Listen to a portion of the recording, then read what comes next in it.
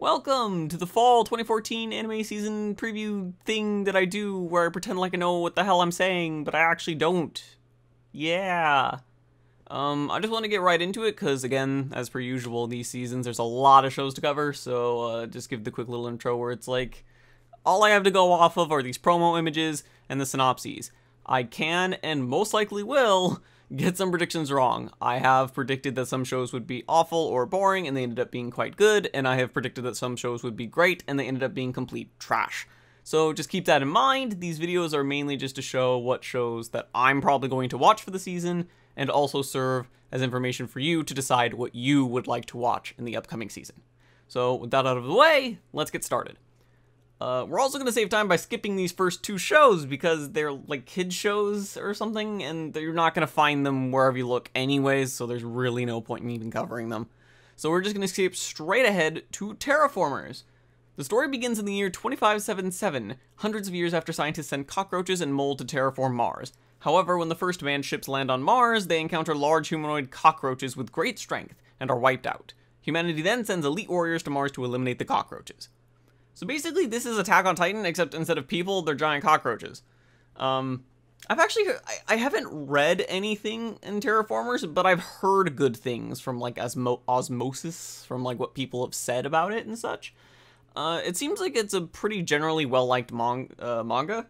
I don't think it's the kind of show that will get, like, the same kind of popular appeal that Attack on Titan did, if anything for the weird factor, like their giant fucking cockroaches and shit.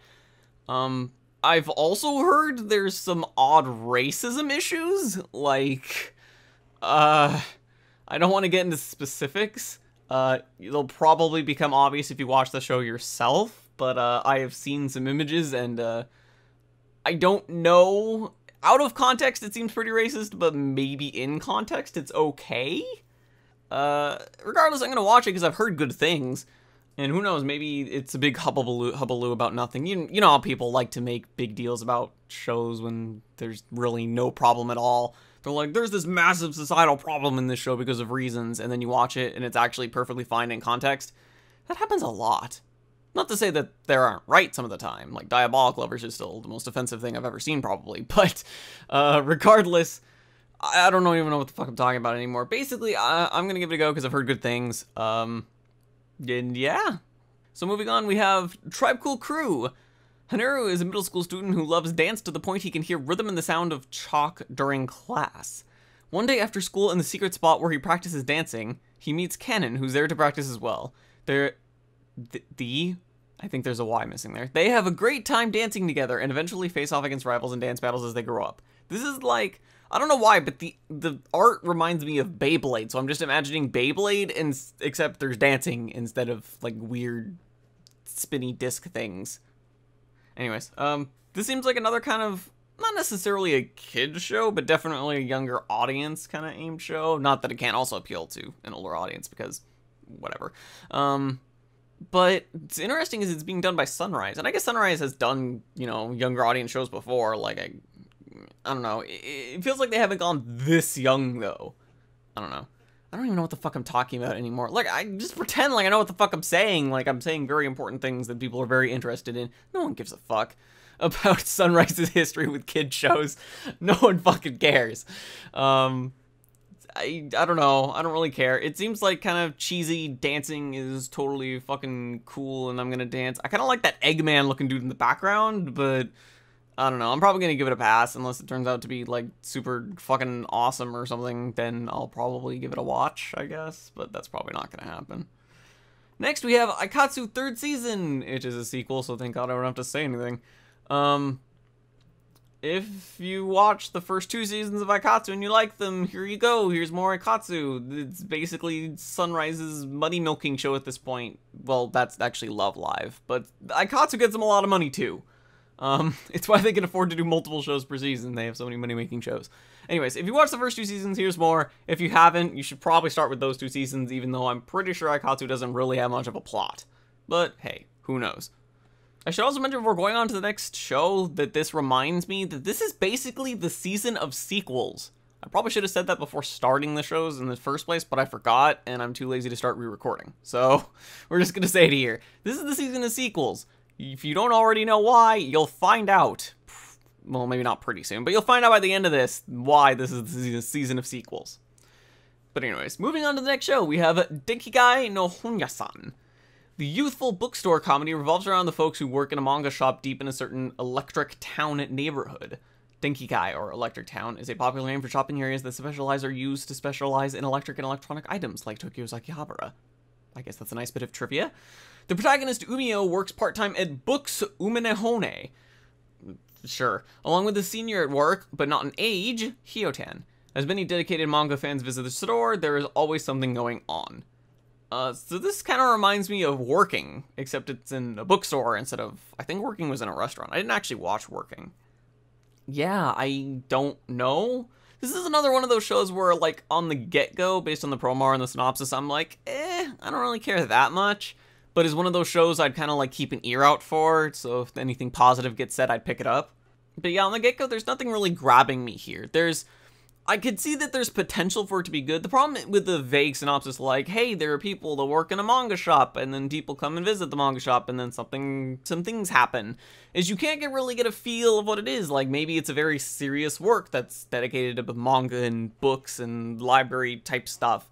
Or maybe it's a comedy where they just relax and do stupid things with a wacky cast, which is kind of what the promo art lends me to believe, with the different characters making different facial expressions.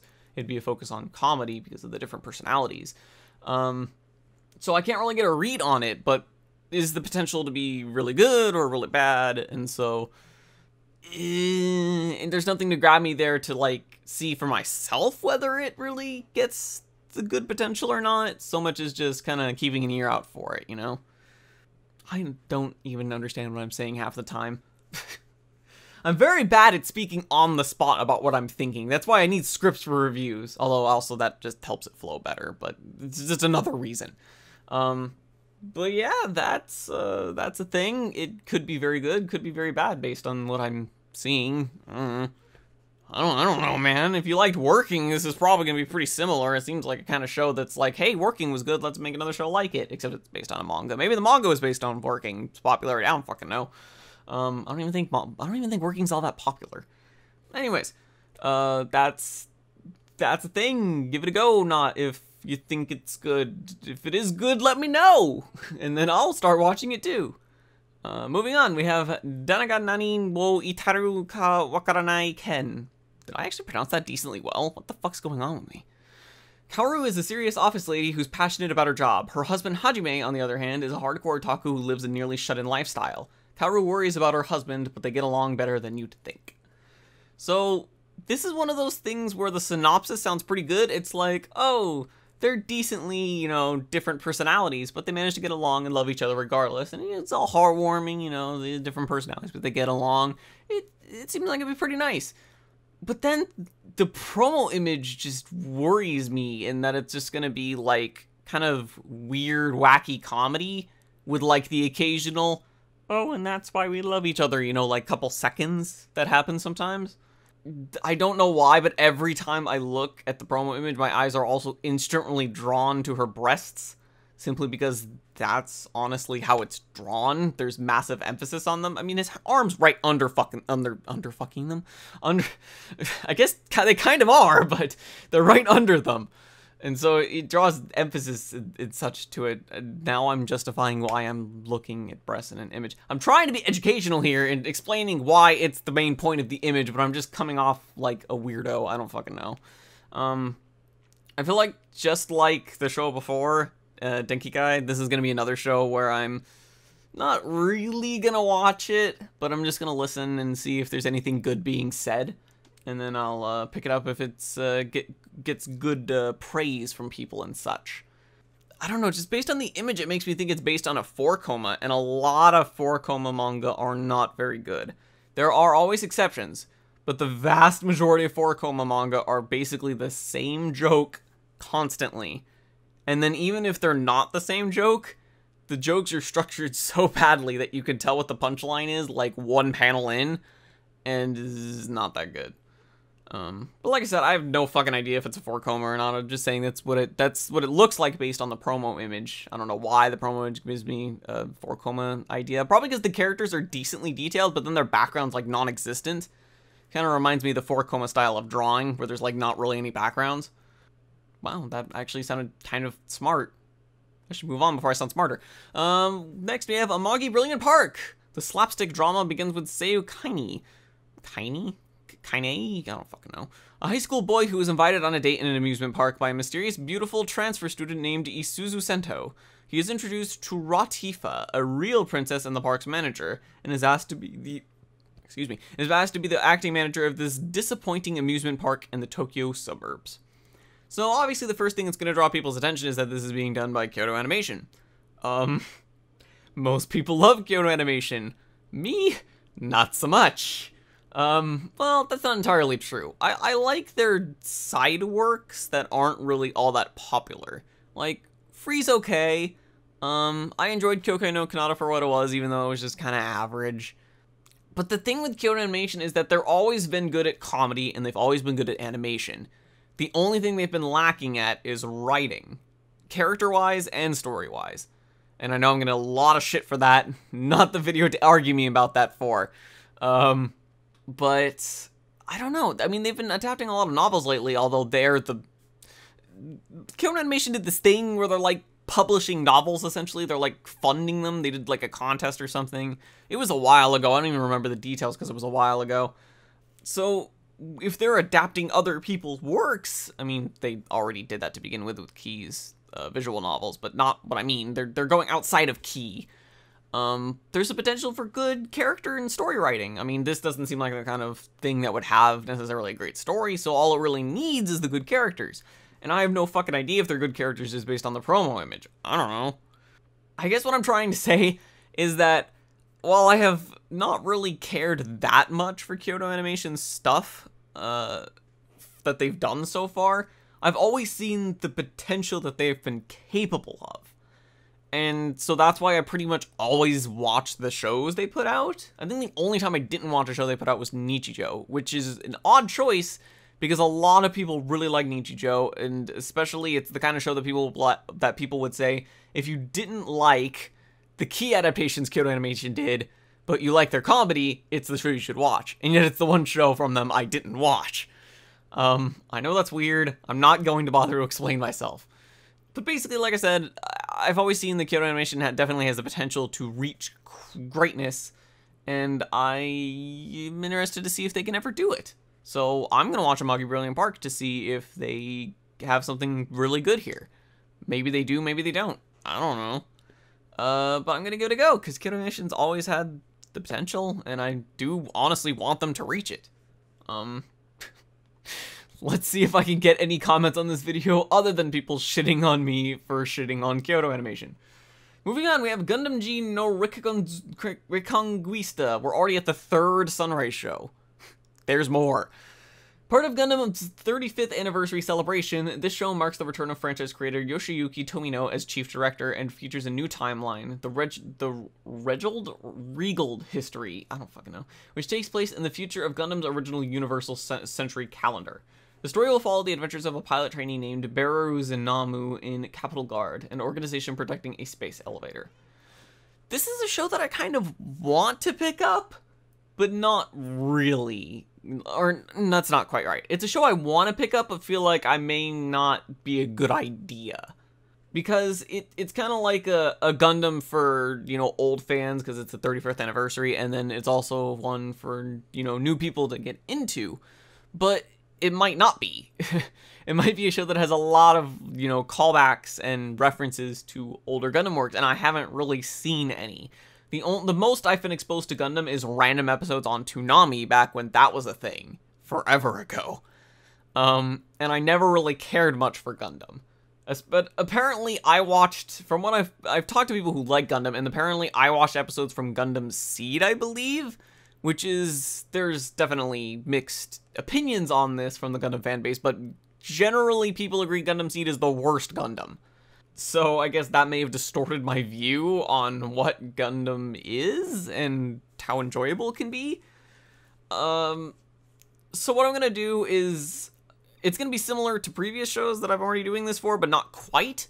and then I'm not going to pick it up, but I'm going to listen around. But I'm not necessarily going to listen and hear if it's a good show or not, so much as if it's an okay show to go into being kind of new to the series, necessarily. Because that's the problem. I don't want to get into the show just to find out that I need all this fucking information from all the seasons in the last 35 years of Gundam. That would suck and be a waste of my time. So I'm gonna, and it especially means I'm gonna wait. I'm gonna wait more than one episode. I'm gonna wait maybe like, not even just 3, maybe like 4 or 5 episodes to hear if it's okay to start it. And as long as I'm not being overloaded by other shows, which I probably will be because I pick up way too many shows for my own good, then I can give it a go. But anyways, if you like Gundam, the franchise creator is returning as a chief director, and it's I don't know, I think a couple people I know that like Gundam are pretty excited about this, so there you go. More Gundam and stuff. Next we have, apparently it's pronounced selector spread WIXOSS, because Japan has a weird idea of how to use X's, or at least the staff for this do, and they use the X as a cross. But that doesn't make any fucking sense, because then it would be pronounced WIXOSS. So I'm gonna go to my original pronunciation, because fuck that pronunciation, and my made-up one, and what they say it's pronounced, and say Selector Spread WIXOSS. Sequel to the Selector Infected WIXOSS TV series. So I don't even need to read that because it's a sequel.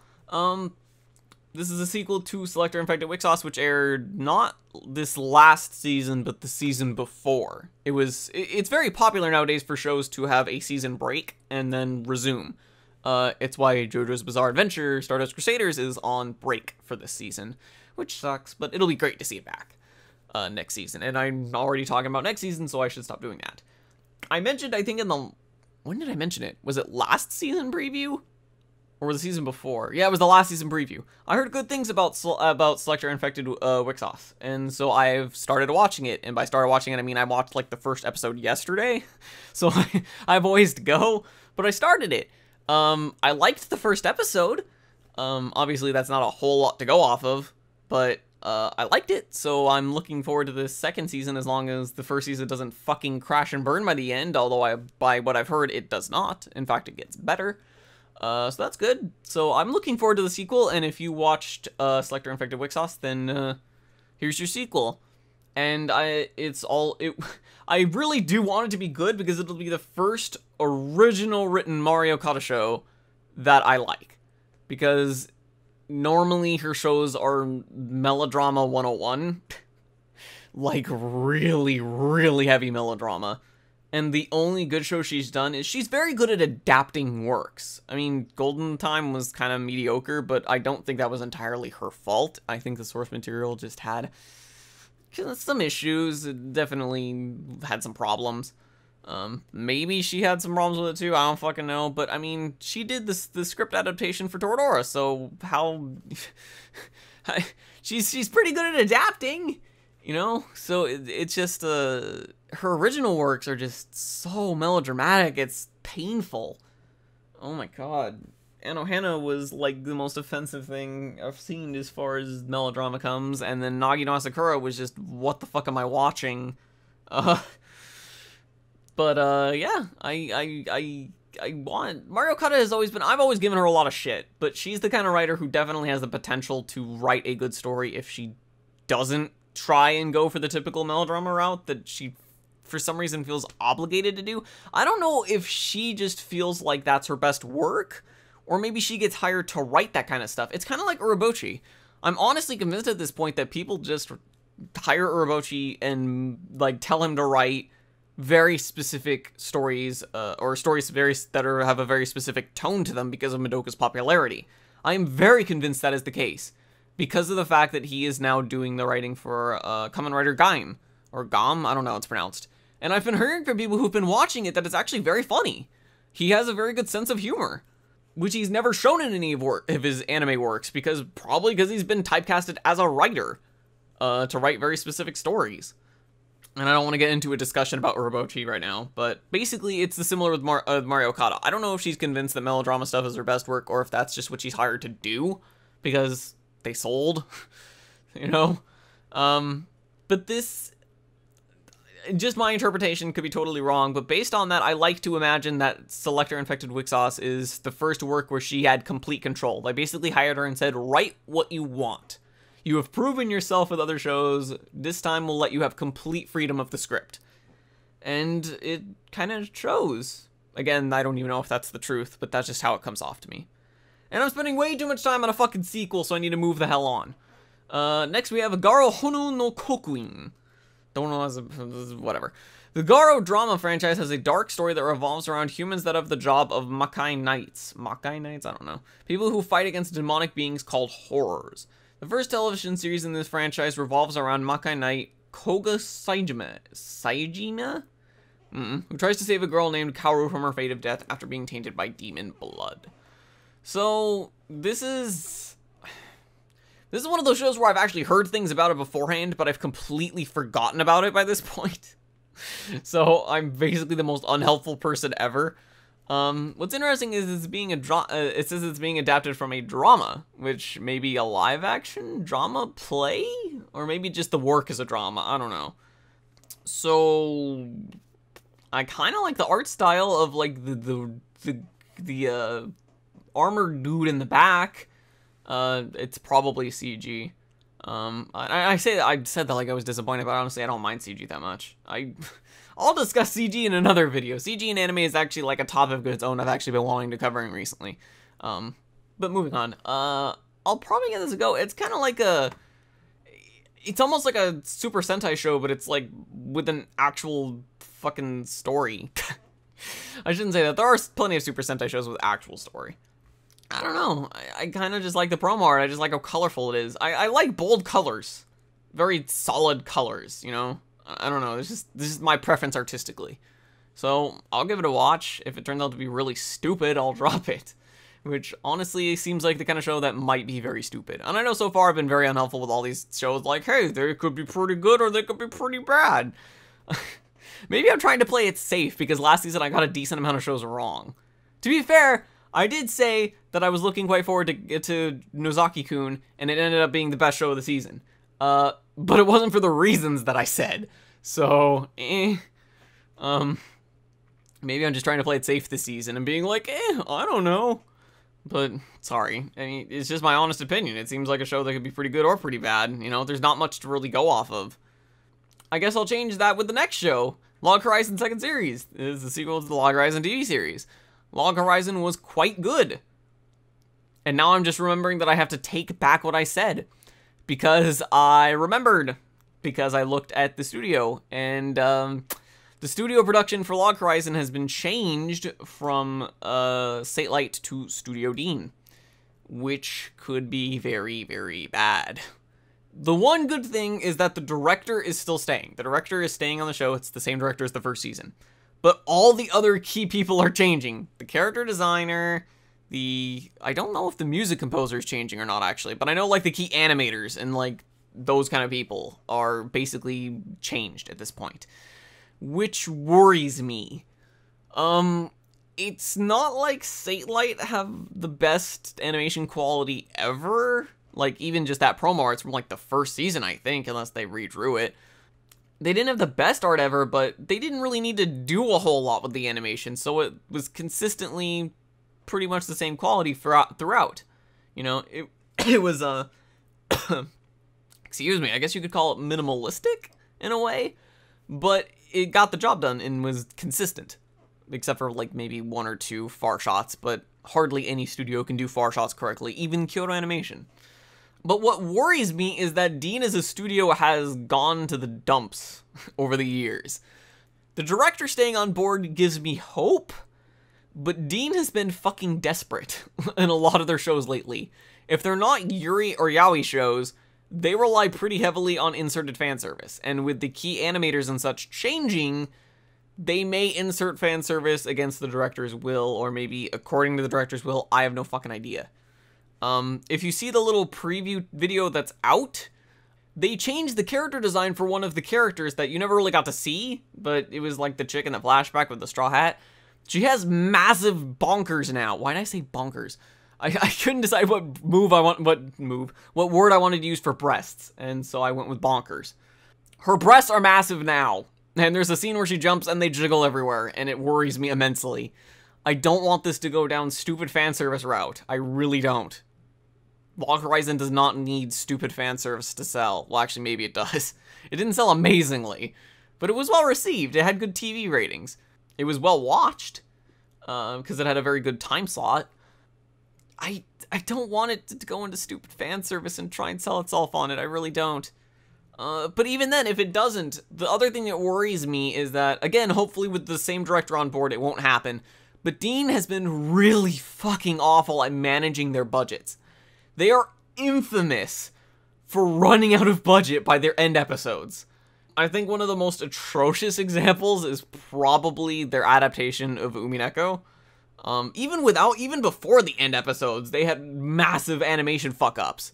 It was actually kind of hilarious at times. Like Genji's invisibility cloak, because they forgot to fucking draw part of his clothes. Or maybe color it in, I don't fucking know. They forgot the paint bucket tool to color it in. But yeah, they're very bad at managing their budget, which worries me immensely. So I'm excited for a second season of Log Horizon, but also very wary. Because, again, same director, so that's good. But with the new studio and the new key staff on animation duty, it's worrying. Very worrying. And I guess it's kind of, you know, contradictory because I said, oh, the animation's not that important in Log Horizon, and then I'm worrying about the animation. But it's not the animation itself I'm worried about so much as what they decide to draw. From my example I already gave. So, hopefully Log Horizon second season is just as good as the first, but I'm cautious at this point. I'm hopeful, but cautious, as you all should be. If you liked the first season of Log Horizon, which you should, because it was fucking good. Screw the people who said it wasn't as good as SAO. It's a very different focus. Not as much action, but the characters are actually well written. God forbid the characters are actually well written. Jesus Christ. Moving on, we have Magic Kaito 1412. A high school student, or why did I insert an A there? High school student Kaito loves magic. His father was a genius magician with a secret identity as the Phantom Thief Kid. Unfortunately, his father died in an unforeseen accident in a magic act. 8 years later, Kaito unexpectedly learns of his father's secret identity and that he may have been murdered. In order to uncover the truth, he dons a silk hat and a white cape to follow in his father's footsteps as the Phantom Thief Kid.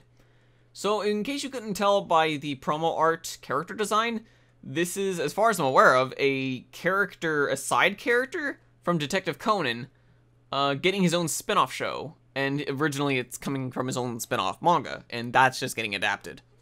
I don't know if I want to watch it, though.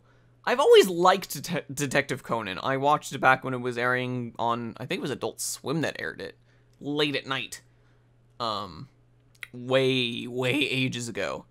And I've always wanted to watch it, but the problem is, Detective Conan's like the longest running show in existence. I think it even has more episodes than One Piece does. I think it has over 800 episodes. It is long. So, I don't know why that led into that. I skipped a couple things. So I want to watch it, but there's so many episodes that it's intimidating. But I have liked it. So I don't know if I want to watch this spin-off because it's about a side character I haven't seen. And I feel like that's probably not a good idea to watch. Because spin-offs hold well on their own, but spin-offs tend to be born out of fan service. People like a certain aspect or character of something, and so they make a spin-off of it because that's what people want, and money. It's a business, people. They gotta make money. So I don't really want to watch it because I like Detective Conan, but if it's about a character that I haven't seen and really know anything about, I don't really want to watch it because I feel like it's going to rely on knowing that character and liking them to some degree already. I feel like even then a good spin-off would make you care about them even if you're new to it. But it's just one of those things where it's like, I want to be drawn into it, but I can't because I just haven't watched enough Detective Conan. Maybe one day I'll start working my way through the Detective Conan, all 800 fucking episodes. It's gonna be over like 1,000 by the time it's over. But for now, I'm unfortunately gonna have to pass. If I hear good things, and if any of you like Detective Conan, and you're gonna watch this, let me know personally. I don't fucking care. Send me an email. I don't give a shit. how you contact me, and let me know if it's the kind of spin-off that I could get into without really knowing the character at all to begin with. Because if it is, I would like to watch it. But I just, again, feel like it's something you have to at least sort of know about the character beforehand. That's all. Hopefully someone knows.